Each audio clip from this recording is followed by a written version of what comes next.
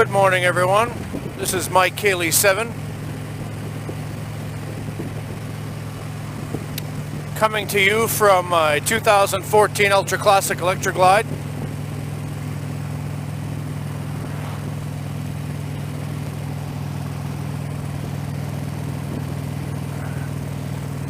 Today is a sad day.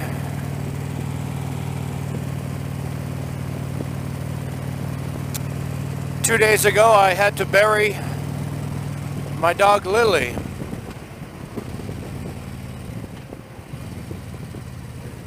She was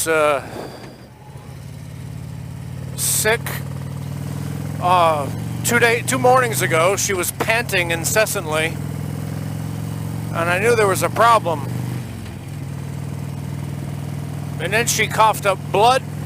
So off to the vet we went. They sent us to the emergency vet. Turns out she had one whole lung full of blood.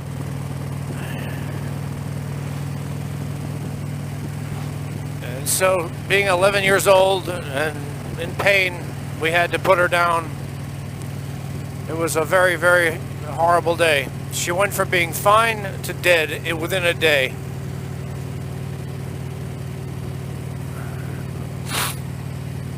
It was horrible.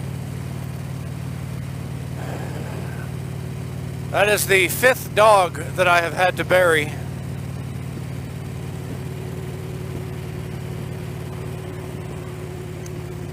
Anyway, it's rough. No pun intended. It made me think of something, though.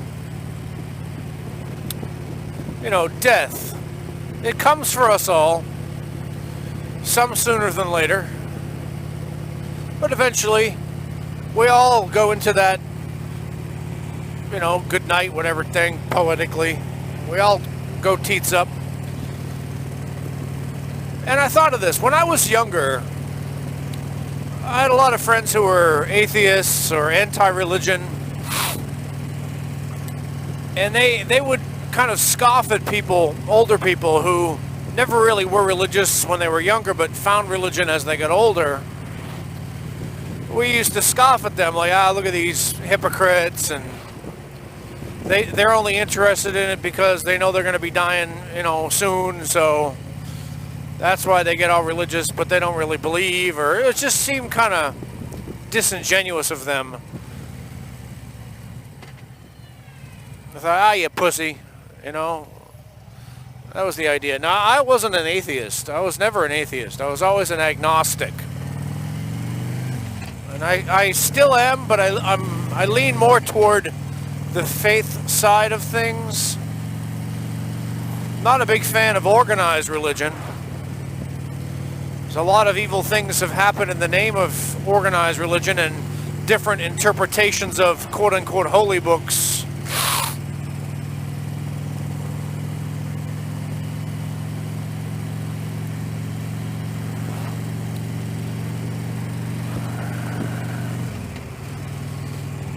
But something occurred to me as I was burying my dog. Here's the crux of it. If you are suffering from pain, is it a shame? Is it a personal flaw or a shame of you to take aspirin? No, you wouldn't. You would say, no, it's fine. You got some pain, take some aspirin. Get rid of the pain. If you have asthma, is it shameful for you to take asthma spray? No, of course not. If you're feeling depressed or you can't control your rage, no matter what you do, it's just out of control, you take a Zoloft or Cymbalta or whatever, is that a shameful thing? Well, no, it's not. And if you think it is, you gotta chickadee check yourself, because it helps millions of people. I'm one of them. Keeps me from killing people. My father suffered from that his whole life, and they didn't have that. And a lot of people suffered because of him. Hurt him, said the wrong thing. Next thing you know, you had a broken leg, broken arm, missing eyeball, dead. So, medicine itself is made to help you deal with problems, with pain. Some people take alcohol, to drown the pain. But we all have something to deal with discomfort, pain, unhappiness. If you're going to die and you're afraid of dying, or everybody has this natural kind of what's going to happen after death thing, or at least most of us do. Some people don't give a shit, which is fine. But for those of us who feel like, oh, what's coming after, and where do we go, and what's it all mean? If they find religion and faith in an afterlife as a way to mitigate the pain of not knowing, if they invent or choose to believe in another person's belief that there's a heaven, that there's a tunnel of light, or reincarnation. I mean, if you choose to believe that stuff and it makes you feel good and you're not hurting anybody else by believing in it, then what the hell's the problem? Why should you be ashamed in any way, shape, or form at such a belief?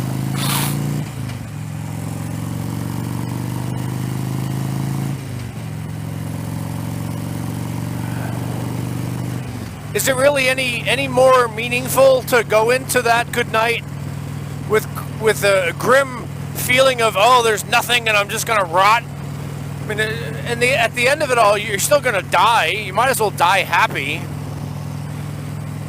die peacefully, not die going, oh, this is the end, fuck you all. I mean, you can choose to be happy. You can choose to be content. You can also choose to be miserable. I, for one, am hoping for the tunnel. The tunnel of light and love and happiness and peace and all that. I don't want to have a negative view of it. And so there you go. This is Mike Cayley 7, hoping that you are well and happy. We'll see you again later. Have a wonderful day.